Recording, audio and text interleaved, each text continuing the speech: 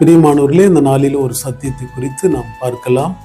மத்தேயு எழுதின சுவிசேஷம் 25வது அதிகாரம் 32, 33, 34வது வசனத்துல இப்படியாக எழுதப்பட்டிருக்கிறது. அப்பொழுது சகல ஜனங்களும் அவருக்கு முன்பாக நிறுத்தப்படுவார்கள். மெய்ப்பன் ஆண்டவன் செம்மறி ஆடுகளையும் வெள்ளாடுகளையும் வெவ்வேறாக பிரிக்கிறது போல பிரித்து செம்மறி ஆடுகளை தம்முடைய வலது பக்கத்திலேயும் வெள்ளாடுகளை தம்முடைய இடது பக்கத்திலே நிறுத்துவார் என்று எழுதப்பட்டிருக்கிறது.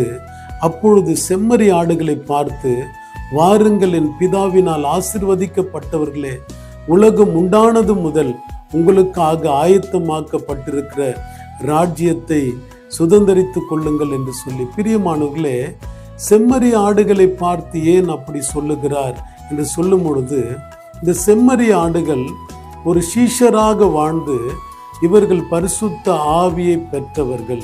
இந்த செம்மறி ஆடுகள் பரிசுத்த ஆவியை பெற்று கொண்டதினாலே, வாருங்கள், உலகம் உண்டானது முதல் உங்களுக்காக ஆயத்தமாக்கப்பட்டிருக்கிற ராஜ்யத்தை சுதந்தரித்துக் கொள்ளுங்கள் என்று சொல்லி, அதே நேரத்தில் நாம் பார்க்கும் பொழுது வெள்ளாடுகளை நாம் பார்க்கும்போது, சபிக்கப்பட்டவர்களே, பிசாசுக்காகவும் தூதனுக்காகவும் ஆயத்தமாக்கப்பட்டிருக்கிற ஆக்கினைக்கு போங்கள் என்று சொல்லி, பிரியமானவர்களே, செம்மறி ஆடுகள் யார் என்றால் ஒரு சீஷராக வாழ்ந்து பரிசுத்த ஆவியை பெற்று கொண்டவர்கள். அவர்களே செம்மறி ஆடுகள்.